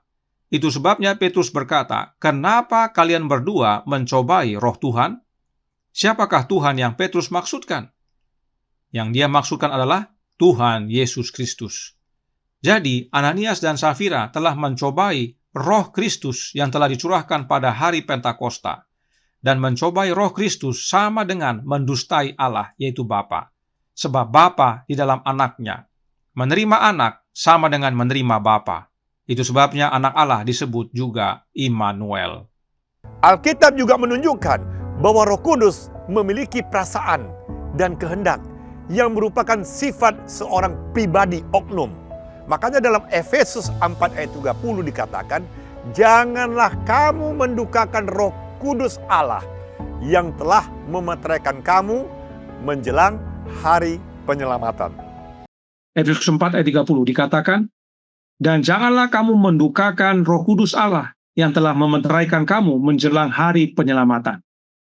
Nah, saat dikatakan Roh Kudus Allah, apakah itu sama dengan Allah Roh Kudus? Tentu tidak. Kembali, jangan rusak tata bahasa. Siapa Allah yang Paulus maksudkan? Kita mundur lagi ke ayat 6, masih dalam Efesus pasal 4. Dikatakan, Allah dan Bapa dari semua. Allah yang di atas semua, dan oleh semua, dan di dalam semua. Allah yang dimaksudkan adalah Bapa. Sebab memang bagi Paulus, hanya ada satu Allah, yaitu Bapa. 1 Korintus 8 ayat 6. Jadi Roh Kudus Allah artinya Roh Kudus Bapa, yaitu rohnya Bapa itu sendiri. Jangan dukakan rohnya Bapa. Jadi Efesus 4 ayat 30 menyatakan jangan mendukakan Roh Kudusnya Bapa. Tidak ada unsur Trinitas dalam Efesus 4 ayat 30. Nah, kesaksian Alkitab ini juga ditegaskan oleh tulisan Roh Nubuat. Evangelism halaman 616. Roh Kudus adalah pribadi, sebab ia bersaksi bersama-sama dengan roh kita bahwa kita adalah anak-anak Allah. Dan dalam pernyataan lain, Roh Nubuat menuliskan begini, ada 3 pribadi yang hidup dari trio yang ada di surga. Dalam nama 3 kuasa besar ini, Bapa, Anak, dan Roh Kudus. Mereka yang menerima Kristus dengan iman yang hidup dan dibaptiskan. Luar biasa, dalam buku Evangelism halaman 615. Berikut kutipannya yang diambil dari Evangelism halaman 614-615 yang berkata, Bapa adalah segenap kepenuhan dari kealahan secara badani dan tidak terlihat oleh mata manusia. Anak adalah segenap kepenuhan dari kealahan yang diwujudkan. Firman Allah menyatakan bahwa Dia adalah bentuk wujud dari pribadinya. Allah mengasihi dunia ini sehingga Dia mengaruniakan anak lahirnya yang tunggal, supaya barang siapa yang percaya padanya tidak binasa, melainkan beroleh hidup kekal. Di sini ditunjukkan kepribadian dari Bapa. Penghibur yang dijanjikan Kristus untuk dikirim setelah Dia naik ke surga adalah roh dalam segenap kepenuhan dari kealahan, mewujudkan kuasa karunia ilahi kepada semua yang menerima dan percaya pada Kristus sebagai seorang juru selamat pribadi. Ada 3 pribadi yang hidup dari trio surgawi. Dalam nama 3 kuasa besar ini, Bapa, Anak, dan Roh Kudus. Mereka yang menerima Kristus melalui iman yang hidup, dibaptiskan, dan kuasa-kuasa ini akan bekerja sama dengan pelaku-pelaku taat surga dalam usaha mereka untuk menghidupkan kehidupan baru dalam Kristus. Nah, dari kutipan ini perlu kita perhatikan dengan baik-baik tentang kalimat-kalimat berikut ini. Mari kita lihat tabelnya. Kita ringkaskan. Disebutkan Bapa adalah seluruh kepenuhan dari kealahan. Anak adalah seluruh kepenuhan dari kealahan. Penghibur itu adalah roh di dalam seluruh kepenuhan dari kealahan. Saya senang karena selalu melihat susunan kata dan maksud dari kalimat yang sedang disampaikan. Nah, pelajaran ini bisa jadi perhatian karena ada hubungannya dengan penggunaan kata. Terkesan sederhana, tetapi Nyonya White dipimpin oleh roh menuliskan 2 huruf yang mempunyai makna mendalam. Nyonya White menghubungkan subjek Bapa dan Anak kepada seluruh kepenuhan dari kealahan dengan kata sambung is dalam bahasa Inggris, atau diterjemahkan menjadi adalah dalam bahasa Indonesia. Nyonya White tidak menggunakan kata sambung is atau adalah untuk menghubungkan roh atau penghibur dengan seluruh kepenuhan dari kealahan. Nyonya White menggunakan kata sambung in atau di dalam untuk menghubungkan subjek penghibur yang adalah roh dengan seluruh kepenuhan dari kealahan. Sungguh suatu perbedaan yang jelas bahwa roh itu di dalam seluruh kepenuhan dari kealahan. Nah, siapakah yang adalah seluruh kepenuhan dari kealahan? Hanya Bapa dan Anak. Karenanya, roh itu ada di dalam Bapa dan Anak. Roh atau penghibur itu bukan oknum lain yang berbeda. Kalau memang berbeda, maka Nyonya White akan tulis menggunakan kata sambung is. Namun tidak, Nyonya White tahu bahwa penghibur itu bukan oknum lain yang berbeda, tetapi roh yang di dalam Bapa dan Anak. Lalu kenapa Nyonya White sebut Heavenly Trio? Perhatikan penjelasan roh nubuat berikut ini dari manuskrip Releases 1084 tahun 1899 yang berkata, karena dihalangi oleh kemanusiaan, Kristus tidak dapat berada di setiap tempat secara pribadi. Oleh karena itu adalah lebih berguna untuk mereka bahwa dia harus tinggalkan mereka, pergi kepada Bapanya dan mengirim Roh Kudus sebagai penerusnya di atas bumi. Roh Kudus adalah dirinya, dilepaskan dari kepribadian manusia dan tidak bergantung padanya. Dia akan mewakili kehadiran dirinya melalui Roh Kudusnya sebagai yang hadir di mana-mana. Banyak umat Advent yang belum tahu tentang kutipan ini dan belum menerima penjelasan. Kutipan ini penting dipahami oleh umat Advent agar mengerti apa dan siapa Roh Kudus itu. Roh Kudus itu dilepaskan dari kemanusiaan Yesus. Inilah yang Yesus maksudkan dalam Yohanes 7 ayat 37-39. Bahwa roh yang adalah air hidup tersebut belum datang karena Yesus belum dimuliakan. Itulah sebabnya Yesus harus pergi agar dia dimuliakan dan dapat mengutus penghibur tersebut, yaitu rohnya yang kudus. Nah, perhatikan bahwa roh itu dilepaskan dari pribadi kemanusiaan Yesus dan tidak bergantung padanya, atau dalam bahasa Inggris disebut independent thereof. Karenanya, roh tersebut dapat bertindak layaknya pribadi atau oknum. Oleh sebab itu, Heavenly Trio adalah Testimonies Volume 9, halaman 189 tahun 1909 menjelaskan. Biarlah mereka berterima kasih kepada Allah untuk rahmat-Nya yang berlipat ganda dan ramah seorang terhadap yang lain. Mereka punya satu Allah dan satu juru selamat dan satu roh, Roh Kristus, untuk membawa kesatuan dalam barisan mereka. Mau mengalami persatuan dalam jemaat, miliki Bapa dan Anak dan Roh Anak Allah, Roh Kristus. Inilah Heavenly Trio yang Nyonya White maksudkan. Heavenly Trio tidak sama dengan Trinitas. Dan hal ini juga sesuai dengan perintah Yesus sendiri dalam Matius 28 ayat 19. Karena itu pergilah, jadikanlah semua bangsa muridku dan baptislah mereka dalam nama Bapa, Anak, dan Roh Kudus. Karena itu saudaraku, berdasarkan kesaksian Alkitab dan roh nubuat, Roh Kudus itu bukan sekedar kuasa, tetapi Roh Kudus adalah oknum pribadi ketiga kealahan yang hidup, yang bekerja bersama dengan Bapa dan Anak dalam karya keselamatan manusia. Matius 28 ayat 19 berbunyi, karena itu pergilah, jadikanlah semua bangsa muridku, dan baptislah mereka dalam nama Bapa dan Anak dan Roh Kudus. Yesus tidak mengajarkan kepada murid-muridnya tentang siapa Allah itu. Dalam ayat ini dia sedang berbicara tentang baptisan dan bagaimana cara pelaksanaannya. Apa yang sebenarnya kita dapatkan dari ayat ini tanpa memasukkan pengertian tambahan ke dalamnya adalah penting untuk mengetahui apa yang sebuah ayat nyatakan.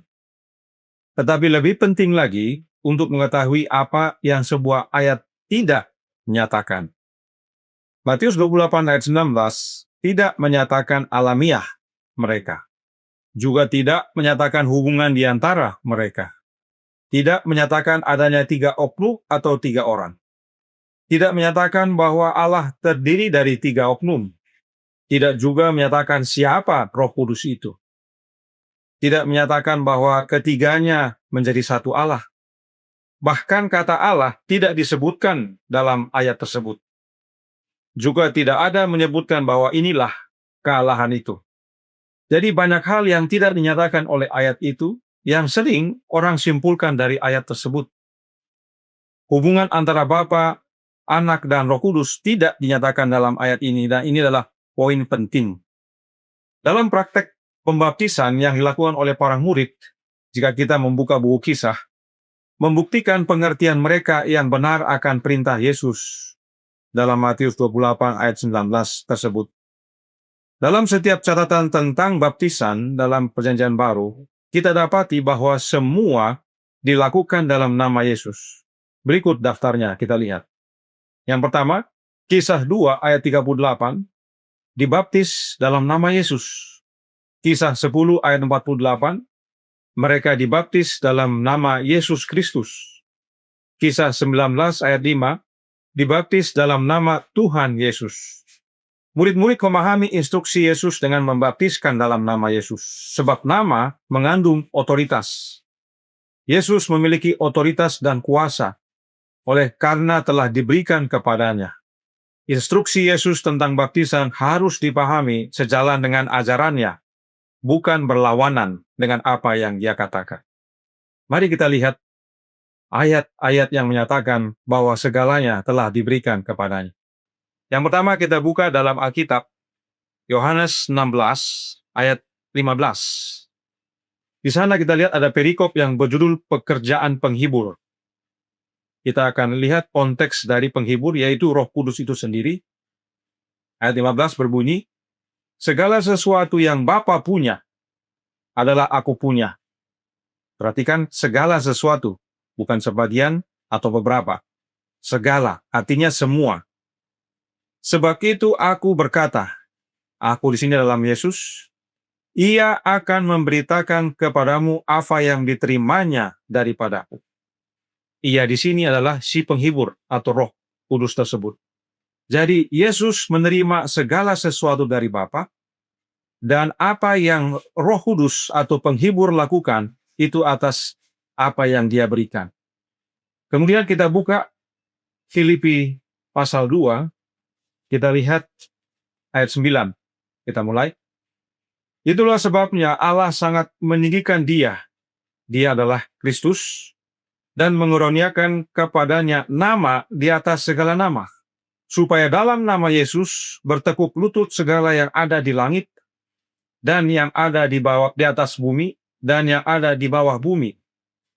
Dan segala lidah mengaku Yesus Kristus adalah Tuhan bagi kemuliaan Allah Bapa. Kita bisa lihat bagaimana hanya dalam satu nama segalanya Tuhan telah karuniakan. Yesus anak Allah yang sesungguhnya. Anak Allah yang lahir dari Allah sendiri. Dan Roh itu adalah dirinya sendiri. Roh Kristus. Oleh karena itu, inilah pengertian yang benar yang murid-murid lakukan. Murid-murid tentunya tidak salah mengerti atas perintah Yesus, karena mereka mendengar ajaran Yesus langsung. Dan ajaran yang Yesus ajarkan tentang baptisan, mereka mengerti dengan benar. Bahwa cukup dengan nama Yesus, sebab Yesus telah terima segalanya, dan Roh menerima dari dia, dan Roh itu juga adalah dirinya. Dan namanya dia di atas segala-galanya. Karena itu, Paulus ringkaskan dalam Efesus 2 ayat 18 yang berbunyi, karena oleh dia, yaitu Kristus, kita kedua pihak dalam satu roh beroleh jalan masuk kepada Bapa. Yesus adalah jalan masuk kepada Bapa. Karena itu, roh yang dimaksudkan Paulus di sini adalah Roh Kristus sendiri, bukan oknum lain. Sebab Yesus adalah satu-satunya jalan kepada Bapa. Tidak ada yang lain. Oleh karena itu, dalam baptisan kita meneguhkan bahwa Yesus satu-satunya jalan kepada Bapa dan bahwa dia adalah anak Allah sesungguhnya. Demikianlah pelajaran yang Yesus mau sampaikan dalam Matius 28 ayat 19. Bahwa Yesus sendiri telah berkata dalam buku Yohanes pasal 16 ayat 12 sampai 13 masih banyak hal yang harus kukatakan kepadamu. Tetapi sekarang kamu belum dapat menanggungnya. Tetapi apabila Ia datang, yaitu Roh kebenaran, Ia akan memimpin kamu ke dalam seluruh kebenaran. Prinsip ini sangat penting, saudaraku, bahwa Roh Kudus menuntun umat Tuhan kepada kebenaran secara bertahap melalui penyelidikan firman Tuhan ini. Nah, prinsip yang sama juga terlihat dalam sejarah gereja Advent. Para pionir Advent adalah pencari kebenaran Alkitab. Mereka tidak pernah mengklaim bahwa mereka telah memahami semua kebenaran secara sempurna. Sebaliknya, mereka terus mempelajari Alkitab dengan sungguh-sungguh. Karena itu, saudaraku, jika pemahaman gereja kemudian menjadi lebih jelas melalui penyelidikan Alkitab dan terang roh nubuat, hal itu bukanlah kemurtatan. Itu adalah pertumbuhan dalam terang kebenaran. Namun, sebelum Nyonya White meninggal, dia menyatakan yang berikut ini, yang dicatat dalam manuskrip 1 tahun 1915, berbunyi, "Aku katakan kepadamu sekarang, bahwa ketika saya diistirahatkan, perubahan besar akan terjadi." Saudaraku dalam Tuhan, perubahan besar apa yang terjadi dalam sebuah pergerakan jika bukan tentang perubahan Allah yang disembah? Apakah sudah terjadi perubahan Allah tersebut? Oh, sudah. Nah, berdasarkan fakta, jika saudara periksa buku-buku tahunan dalam website arsip dari Gereja Advent, maka saudara akan dapati bahwa tahun 1914 adalah tahun terakhir doktrin anti-trinitas dicantumkan dalam buku tahunan. Sesudah tahun 1914, doktrin Gereja Advent tidak lagi dicantumkan dalam buku tahunan hingga tahun 1931. Pada tahun 1931, buku tahunan diterbitkan dengan mencantumkan dasar-dasar iman yang baru yang dilakukan tanpa pemungutan suara atau pemberian wewenang. Presiden GC saat itu, yaitu Charles H. Watson, diputuskan sebagai otoritas untuk memilih komite yang terdiri dari 4 orang, di mana dia sendiri menjadi anggotanya untuk menyiapkan pernyataan dasar-dasar iman agar diterbitkan dalam buku tahunan. Keempat orang tersebut adalah M.A. Kern, F.M. Wilcox, E.R. Palmer, dan C.H. Watson yang adalah ketua GC. F.M. Wilcox atau nama panjangnya Francis McLellan Wilcox adalah editor majalah Review and Herald yang menuliskan dasar-dasar iman yang baru yang berjumlah 22 dasar iman, yang kemudian dia ajukan untuk mendapat persetujuan komite, yaitu komite 4 orang tadi, untuk kemudian menyerahkan kepada Edson Rogers, ahli statistik GC dari tahun 1903 sampai 1941, untuk memasukkannya ke dalam buku tahunan di tahun 1931. Leroy Froom kemudian mengklaim bahwa telah ada konsensus untuk menerima 22 dasar iman yang baru tersebut, karena tidak ada keluhan.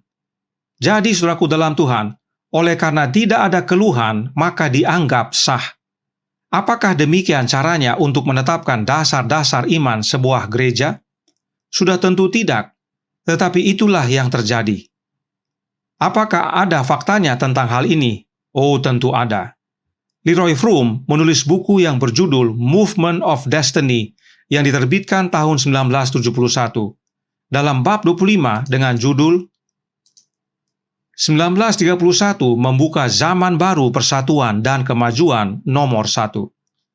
Nah, dalam bab ini terdapat banyak subjudul untuk menyatakan pergerakan yang terjadi tahap demi tahap. Mari kita baca yang terdapat dalam halaman 414. Nomor 7. Persetujuan oleh komite tidak dibutuhkan. Ketua Wilcox merasa bahwa dia telah menyusun pernyataan ringkasan yang seimbang. Dengan sepengetahuan dan persetujuan penuh dari komite yang terdiri dari 4 orang, dia menyerahkannya kepada Rogers, yang menempatkannya di buku tahunan 1931, halaman 377 sampai 380. Sejak itu, selalu muncul di sana setiap tahun. Tindakan otorisasi tidak meminta penyerahan ke komite yang lain untuk persetujuan. Leroy Froom menyatakan bahwa Ketua Wilcox yang saat itu adalah editor majalah Review and Herald yang ditunjuk untuk menuliskan 22 dasar-dasar iman tadi merasa. Perhatikan, Wilcox merasa bahwa apa yang dia telah susun, yaitu pernyataan dasar-dasar iman, sudah baik atau sudah seimbang. Persetujuan komite tidak diperlukan katanya, cukup berdasarkan perasaan satu orang. Leroy Froom menyatakan pada kalimat yang ditandai warna biru bahwa tindakan Wilcox tersebut, tindakan otorisasi, tidak membutuhkan persetujuan komite yang lain. Dan sejak tahun 1931, 22 dasar iman yang ditulis oleh Wilcox diterbitkan dalam buku tahunan. Kemudian, dalam halaman yang sama, nomor 8, Leroy Froom menuliskan, pernyataan diterima dengan persetujuan umum. Oleh karena itu, tanpa adopsi formal secara denominasi, pernyataan dasar-dasar iman ini pertama kali muncul di buku tahunan dan dengan persetujuan bersama diterima tanpa tantangan. Dan atas dasar inilah, itu adalah presentasi publik pertama dari iman yang bersatu atau diselaraskan. Semoga saudara semakin melihat kegenapan dari nubuatan yang Nyonya White tuliskan bahwa ketika Nyonya White diistirahatkan, perubahan besar akan terjadi, dan memang benar sudah terjadi. Perubahan berdasarkan perasaan atau tanpa adopsi formal secara organisasi. Hanya oleh 4 orang saja dan tanpa persetujuan komite yang lain. Tidak heran disetujui bersama yaitu oleh 4 orang dan tanpa tantangan. Sebab hanya 4 orang dan ditulis oleh 1 orang yang merasa sudah benar, dan salah satu dari 4 orang tersebut adalah ketua GC.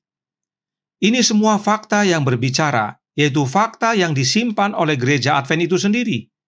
Jika saudara mau baca, silakan download dari website archive atau website arsip dari gereja Advent yang sudah kami sebutkan di awal tadi. Sekarang, mari kita lihat doktrin gereja Advent di tahun 1931 yang dibuat oleh Wilcox dan dia rasa sudah benar. Diterima tanpa adopsi resmi secara organisasi. Inilah cuplikannya. Kita lihat khususnya yang nomor 1, 2, dan 3. Bila mana saudara baca, sudah sangat berbeda. Doktrin pertama sudah bukan lagi ada satu Allah, tetapi berganti tentang Alkitab, yaitu Perjanjian Lama dan Perjanjian Baru diberikan oleh inspirasi Allah. Nah, perhatikan doktrin nomor 2. Juga sudah berganti. Dari satu Tuhan, yaitu Yesus Kristus, anak Bapa yang kekal, menjadi bahwa kealahan atau Trinitas terdiri dari Bapa yang kekal, pribadi, makhluk spiritual, maha kuasa, maha hadir, maha tahu, tak terbatas dalam kebijaksanaan dan kasih. Tuhan Yesus Kristus, anak dari Bapa yang kekal, yang olehnya segala sesuatu telah dijadikan dan yang melalui Dia keselamatan diselesaikan. Roh Kudus, oknum ketiga dari kealahan, yang adalah kuasa yang memperbaharui dalam pekerjaan penebusan. Sejak awal hingga tahun 1930, dasar iman gereja Advent tidak mengakui Trinitas. Kata Trinitas pun tidak ada tertulis. Tetapi sejak 1931, atas kebijakan 4 orang, termasuk ketua GC, doktrin gereja Advent dirubah dan dimasukkanlah kata Trinitas dalam pernyataan tersebut bersama dengan penjelasannya. Dan pada doktrin nomor 3 dijelaskan bahwa Yesus Kristus adalah Allah, memiliki alamiah dan esensi yang sama dengan Bapa yang kekal. Hal ini untuk menyatakan bahwa gereja Advent percaya bahwa Yesus adalah ilahi yang sama dengan Bapa yang adalah ilahi. Perkataan Nyonya White sudah digenapi, bahwa setelah dia meninggal akan terjadi perubahan besar. Dari tahun 1844 sampai dengan 1930, gereja Advent adalah gereja anti-Trinitas. 86 tahun gereja Advent adalah gereja anti-Trinitas. Tapi sejak tahun 1931, mulai dimasukkan konsep Trinitas dalam dasar-dasar iman gereja Advent. Kutipan pionir saudaraku sering disalahgunakan.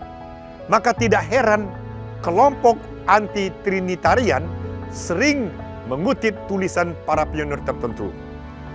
Mereka biasanya tidak menjelaskan konteks sejarahnya secara jelas. Sebagai contoh, James White memang pernah menolak konsep Tritunggal yang populer pada zamannya. Mengapa? Karena konsep itu sering digambarkan secara filosofi dan tidak alkitabiah. Namun, James White tidak pernah mengatakan bahwa Kristus bukan oknum kedua kealahan. James White dalam Review and Herald Desember 11 tahun 1855 berkata, "Di sini kita bisa menyebutkan Trinitas yang menyingkirkan kepribadian Allah dan putranya Yesus Kristus. Pengertian ini tentunya hasil dari pembelajaran Alkitab secara bersama. Jelas terlihat dari pernyataan pendiri Gereja Advent ini bahwa Trinitas menghancurkan kepribadian Bapa dan Anaknya." Mungkin masih ada yang meragukan pernyataan James White ini. Mari kita baca apa yang White sampaikan mengenai suaminya, yang terdapat dalam Testimonies for the Church volume 3, halaman 502, yang berbunyi, "Allah telah mengizinkan terang kebenaran yang berharga bersinar di atas firman-Nya dan menerangi pikiran suamiku. Dia boleh mencerminkan sinar terang dari kehadiran Yesus kepada orang lain melalui khotbah dan tulisannya. Jadi, kita tidak perlu ragu akan pekabaran dan tulisan dari suaminya, Nyonya White." Kemudian, Nyonya White menuliskan dalam manuskrip Releases volume 1 halaman 52 yang berkata, "Apa yang dicari dari firman pada tahun 1844, 1845, dan 1846 tetap sebagai kebenaran dalam setiap bagian. Perhatikan tulisan ini muncul tahun 1906. Tahun 1846 ditonjolkan dengan suatu maksud sebab pada tahun yang sama ada suatu pernyataan yang muncul dari James White yang tertulis dalam The Day Star Januari 24 tahun 1846 yang berbunyi, "Cara para pengangkat kerohanian melepaskan atau menolak satu-satunya Tuhan Allah dan Tuhan kita Yesus Kristus adalah pertama, dengan menggunakan kredo tua Trinitas yang tidak alkitabiah, yaitu bahwa Yesus Kristus adalah Allah yang kekal, meskipun mereka tidak memiliki satu perikop untuk mendukungnya, sementara kita memiliki kesaksian kitab suci dalam kelimpahan bahwa Dia adalah anak Allah yang kekal." Ingat, konsep Trinitas tidak mengizinkan Yesus sebagai anak, sebab Trinitas mengajarkan co-equal atau kesetaraan dan co-eternal atau sama-sama kekal. Maka ada 3 Allah tapi satu, dan dengan konsep ini mereka menolak bahwa Kristus adalah anak Allah yang sesungguhnya. Konsep Trinitas merusak kepribadian kealahan, serta merusak hubungan di antara oknum kealahan. Inilah yang James White ajarkan. Karenanya, sesuai kutipan-kutipan yang kita sudah baca tadi bahwa sejak tahun 1844, 1845, dan 1846, bahkan sampai tahun 1906, tidak ada yang berubah. Gereja Advent tidak percaya Trinitas. Berikut salah satu tulisan dari pendiri gereja kita yang bernama John Gottlieb Mathison dalam Review and Herald Oktober 12 tahun 1869 halaman 123 yang berbunyi, "Kristus adalah satu-satunya putra Allah yang harafiah, satu-satunya yang diperanakkan dari Bapa." Yohanes 1 ayat 14. Dia adalah Allah karena Dia adalah anak Allah, bukan berdasarkan kebangkitannya. Kita bisa lihat, demikianlah jika seseorang mempelajari Alkitab dengan benar. Mereka semua mempunyai pemahaman yang sama, yaitu kesamaan Kristus dengan Bapanya adalah dalam keilahiannya, dan Yesus Allah adalah karena Dia anaknya Allah. Sama seperti kita, anak kita manusia adalah karena orang tuanya manusia. Jadi, kesetaraannya Yesus dengan Allah Bapa bukan karena Yesus muncul bersama-sama dengan Allah, tetapi karena Dia adalah anaknya Allah Bapa. Karenanya penting diingat, kebenaran progresif tidak akan berlawanan satu sama lain. Arti progresif adalah maju setahap demi setahap, bukan berubah setahap demi setahap. Jadi jelas bahwa Gereja Advent tidak dibangun dengan pemahaman Trinitas. Berikut kutipan lainnya dari James White yang terdapat dalam Review and Herald Januari 4 tahun 1881 yang berkata, Bapa lebih besar daripada putra karena dia adalah yang pertama. Anak setara dengan Bapa karena ia telah menerima segala sesuatu dari Bapa. Pernyataan ini dibuat oleh James White di tahun 1881, tahun di mana dia meninggal beberapa bulan kemudian. Dari sini kita lihat bagaimana James White sampai dia meninggal tidak berubah pengertiannya tentang Allah. Dia bukanlah penganut Trinitas. Apakah pernyataan James White ini salah? Oh, tentu tidak. Pernyataan ini adalah Alkitabiah. Berikut ringkasan kebenaran Alkitab yang merupakan dasar dari pengertian James White ini. Yang pertama kita baca dalam Yohanes 14 ayat 28 yang berkata, Kamu telah mendengar bahwa aku telah berkata kepadamu, aku pergi, tetapi aku datang kembali kepadamu.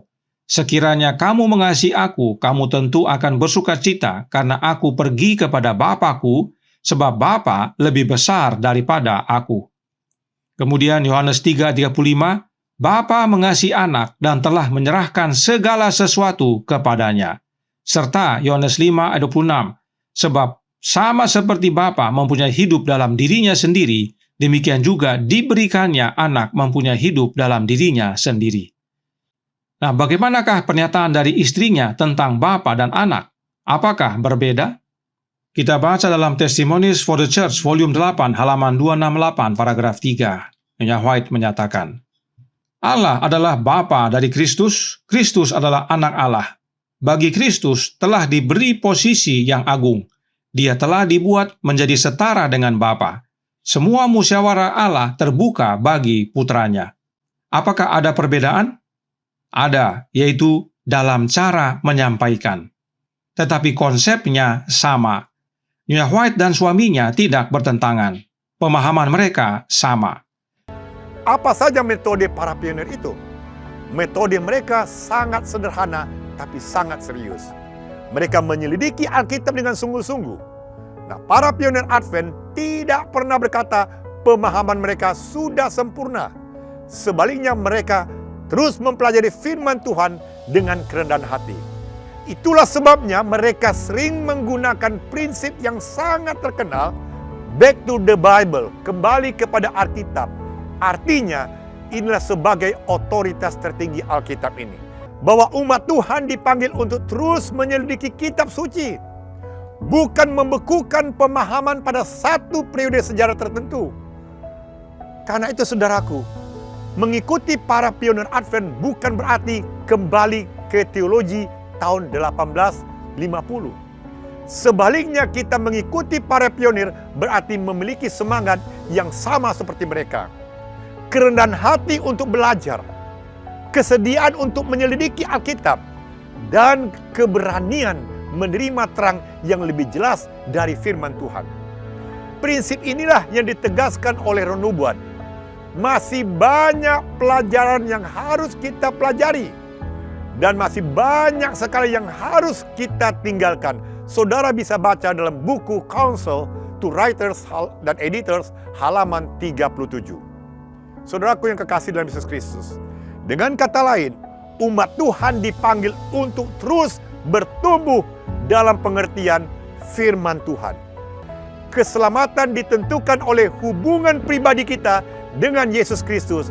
Karena Yesus sendiri berkata dalam Alkitab ini, Yohanes 17 ayat 3, inilah hidup yang kekal itu, yaitu bahwa mereka mengenal Engkau satu-satunya Allah yang benar dan mengenal Yesus Kristus yang Engkau utus. Perhatikan dengan baik di layar kaca Anda. Yesus tidak mengatakan bahwa hidup yang kekal diperoleh dengan memenangkan perdebatan teologi. Yesus mengatakan bahwa hidup yang kekal adalah mengenal Allah dan mengenal Yesus Kristus. Artinya saudaraku, iman Kristen bukan sekedar pengetahuan intelektual. Iman Kristen adalah hubungan yang hidup dengan Kristus. Kami mengaminkan pernyataan dari Evangelis Stefanus Wijaya yang berkata bahwa perdebatan tidak membawa keselamatan dan bahwa keselamatan hanya di dalam Yesus. Serta kita harus teruskan semangat para pionir dalam mempelajari Alkitab, yaitu Alkitab menjelaskan dirinya sendiri. Ayat menjelaskan ayat, maka kebenaran akan nyata dan kebenaran memerdekakan. Berikut contohnya dan menjadi panggilan bagi kita semua. Wahyu 14 ayat 6 dan 7. Dan aku melihat seorang malaikat lain terbang di tengah-tengah langit, dan padanya ada Injil yang kekal untuk diberitakannya kepada mereka yang diam di atas bumi, dan kepada semua bangsa dan suku dan bahasa dan kaum. Dan ia berseru dengan suara nyaring, takutlah akan Allah dan muliakanlah Dia, karena telah tiba saat penghakimannya, dan sembahlah Dia yang telah menjadikan langit dan bumi dan laut dan semua mata air. Inilah pekabaran malaikat pertama kepada dunia, kepada semua yang diam di atas bumi. Siapa Allah yang dimaksud? Kita buka Kisah 14 ayat 15. Hai kamu sekalian, mengapa kamu berbuat demikian? Kami ini adalah manusia biasa sama seperti kamu. Kami ada di sini untuk memberitakan Injil kepada kamu, supaya kamu meninggalkan perbuatan sia-sia ini dan berbalik kepada Allah yang hidup, yang telah menjadikan langit dan bumi, laut dan segala isinya. Allah yang menjadikan langit dan bumi, laut dan segala isinya ini disebut juga Allah yang hidup. Siapakah Dia? Sebelum kita tahu siapa Dia, ada satu sebutan lain yang perlu kita lihat. Kisah 17 ayat 24. Allah yang telah menjadikan bumi dan segala isinya. Ia yang adalah Tuhan atas langit dan bumi, tidak diam dalam kuil-kuil buatan tangan manusia. Sebutan lainnya dari Allah yang hidup adalah Tuhan atas langit dan bumi. Semua sebutan ini perlu kita gabungkan karena semuanya berbicara tentang oknum yang sama. Sebab Allah yang hidup adalah Allah yang menjadikan langit dan bumi dan segala isinya. Ia juga disebut Tuhan atas langit dan bumi. Kita perlu pastikan jawabannya atas semua pertanyaan ini, dan jawabannya itu kita perlu dapatkan dari otoritas tertinggi, yaitu Yesus Kristus. Karena Dialah yang turun dari sorga ke dunia ini untuk menyatakan Allah kepada kita. Matius 11 ayat 25. Pada waktu itu berkatalah Yesus, aku bersyukur kepadamu Bapa Tuhan langit dan bumi, karena semuanya itu engkau sembunyikan bagi orang bijak dan orang pandai, tetapi engkau nyatakan kepada orang kecil. Yesus sangat jelas menyatakan siapa Tuhan atas langit dan bumi, yaitu Allah Bapa, Bapanya. Yesus sendiri menjawab pertanyaan-pertanyaan tadi tentang siapa Allah yang perlu disembah dan dimuliakan. Nah, tadi juga disebutkan Allah yang hidup. Siapa Dia? 1 Tesalonika 1 ayat 9 dan 10. Sebab mereka sendiri bercerita tentang kami, bagaimana kamu sambut dan bagaimana kamu berbalik dari berhala-berhala kepada Allah untuk melayani Allah yang hidup dan yang benar, dan untuk menantikan kedatangan anaknya dari sorga yang telah dibangkitkannya dari antara orang mati. Siapa yang bangkitkan Yesus? Bapanya, yaitu Yesus yang menyelamatkan kita dari murka yang akan datang. Allah yang hidup tersebut punya anak, yaitu Yesus Kristus. Tidak heran, Yesus panggil Dia Bapa. Perhatikan, Allah Bapa disebut juga Allah yang benar. Kita kembali lihat doa Tuhan Yesus. Yohanes 17 ayat 3. Inilah hidup yang kekal itu, yaitu bahwa mereka mengenal Engkau satu-satunya Allah yang benar, dan mengenal Yesus Kristus yang telah Engkau utus. Yesus berdoa kepada Bapanya, dan Dia sebut Bapanya satu-satunya Allah yang benar. Jadi jelas bahwa Allah yang dimaksud dalam pekabaran malaikat pertama adalah Allah Bapa. Simpan ini dalam ingatan kita, karena pelajaran mengenai yang pertama, pekabaran malaikat pertama, adalah satu-satunya yang mempunyai kata kerja. Apa kata kerjanya? Takutlah, muliakanlah, dan sembahlah. Malaikat kedua dengan ketiga sifatnya informasi. Sudah rubuh Babel, kemudian apa? Yang menerima tanda di tangan dan di dahinya akan minum cawan murka. Itu saja informasi. Tapi kalau yang pertama sudah benar, yang dua tiga akan benar. Kalau yang pertama salah, dua tiga akan salah. Ingat baik-baik ini. Dari hasil pemeliharaan kita, apa yang menghalangi pekabaran malaikat pertama? Trinitas. Mohon maaf. Kita bukan mau menghakimi, bukan mau menyalahkan. Sama sekali tidak. Malah kita menghimbau supaya mereka apa? Bertobat, tinggalkan itu. Keluar dari Babel, sudah rubuh kok. Buat apa ngoni tinggal-tinggal di situ? Sudah rubuh, keluar ngoni. Sembah Allah yang benar. Yang berikutnya, apa yang menghalangi pekabaran malaikat kedua? Trinitas juga. Karena dia anggap Babel belum rubuh. Dan mau keluar dia.